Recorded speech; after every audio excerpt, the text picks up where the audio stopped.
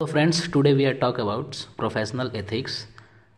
In the topic, advocates' primary duties towards courts, clients and opponents. And let's start.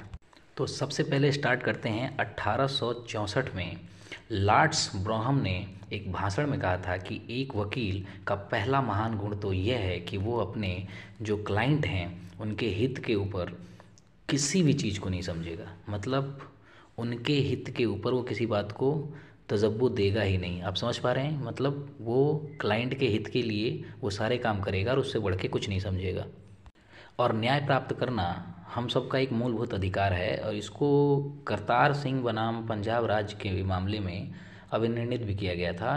1994 का ये case है जिसमें सीधा कहा गया था कि जो स्पीडी ट्रायल का अधिकार है वो जीवन और स्वतंत्रता के मौलिक अधिकार का एक अनिवार्य हिस्सा है। अब आप समझ पा रहे हैं कि एडवोकेट की जो प्रोफेशनल एथिक्स हैं उनमें जब हम इन चीज़ों को पढ़ेंगे तो देखेंगे आगे मैं इस वीडियो में आपको बताऊंगा उनके क्या एथिक्स हैं। तो आइए सबसे पहले कुछ लीगल प्रोविज़न को जान लेते हैं कि इसके लीगल प्रोविज़न कहाँ हैं। तो अगर हम जब पढ़ते हैं एडवोकेट एक्ट 1961 तो उसमें कुछ बातें बताई गई हैं, जैसे कि एक बार काउंसिल ऑफ इंडिया की स्थापना की गई है इसके धारा 4 के अनुसार।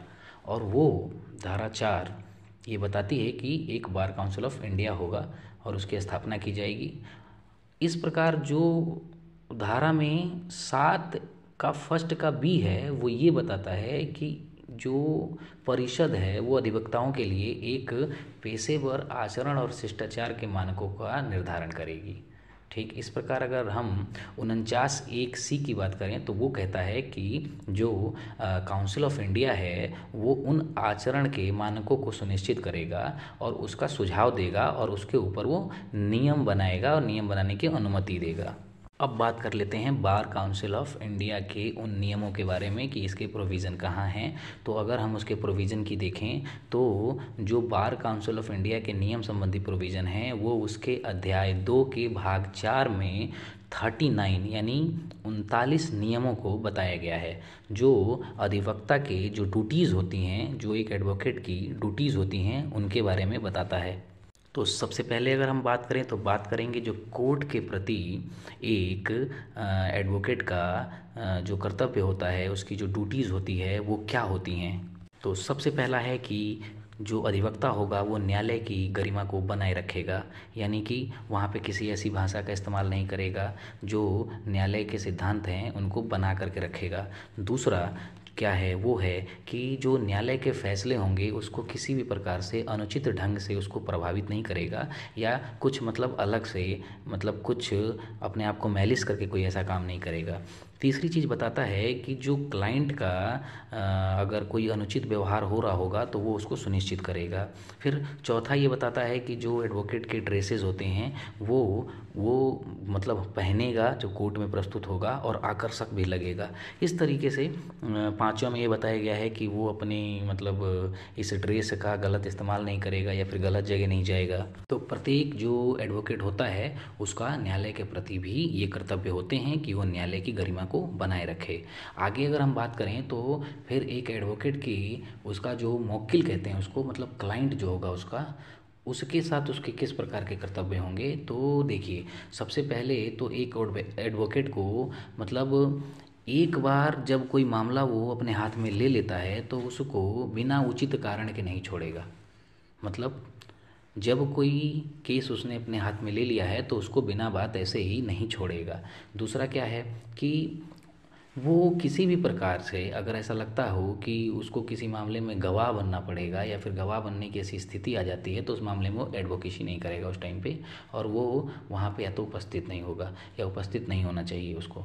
आगे अगर बात करें तो देखें तो वो सभी नैतिक तरीक़ों से क्लाइंट के हितों की रक्षा करेगा या फिर उनका समर्थन करेगा। अब आगे अगर आप इसमें बात करें किसी भी ऐसी मतलब एविडेंस को या फिर कोई ऐसी चीज़ हो, कोई ऐसी सामग्री हो उसको इस प्रकार से नहीं मतलब इस्तेमाल करेगा कि वो जो अभियुक्त है उसकी बेगुनाही साबित करने में मतलब ऐसा ना हो कि मतलब वो किसी प्रकार से दूसरे पक्ष के मतलब फ़ायदे की बात हो जाए। आप समझ पा रहे हैं ना, मतलब वो न्याय को सुनिश्चित कर रहा है तो न्याय के पक्ष में तो रहेगा। उसके कुछ ऐसे प्रोफेशनल एथिक्स भी होते हैं, वो हम आगे बताएंगे।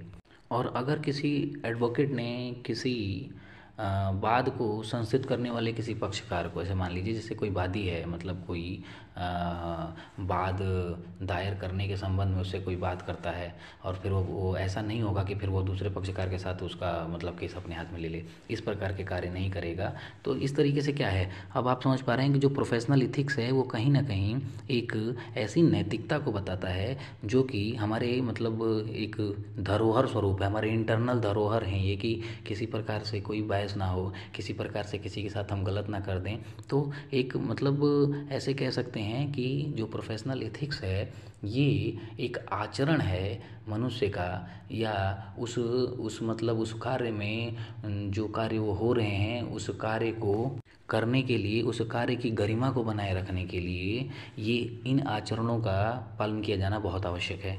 तो ऐसा नहीं है कि एक एडवोकेट का सिर्फ अपने क्लाइंट के प्रति ही मतलब दायित्व है, उसके कुछ दायित्व या कर्तव्य उस टाइम पे भी उस पे अधिरोपित हो जाते हैं जब वो विरोधियों के साथ किसी प्रकार की ऐसी चीज़ें करता है। तो विरोधियों के प्रति भी उसके कुछ दायित्व और कर्तव्य हैं, उसको हम जान लेते हैं। तो सबसे पहले तो एक अधिवक्ता की जो विरोधियों के प्रति कोई कुछ जिम्मेदारियाँ हैं वो ये हैं कि सबसे पहले वह जो मतलब जो भी उसके साथ संघर्ष का जो विषय है वो किसी अधिवक्ता के माध्यम से, किसी अधिवक्ता के द्वारा, और जिसमें वो प्रतिनिधित्व किए गए किसी भी पक्ष के साथ संवाद या बातचीत नहीं करेगा। मतलब समझ पा रहे हैं, वो अपने विषय में या अपने किसी बात के विषय में या उसके सहयोगियों से किसी भी तरीके से कोई ऐसी चीज़ें डिस्क्लोज नहीं करेगा।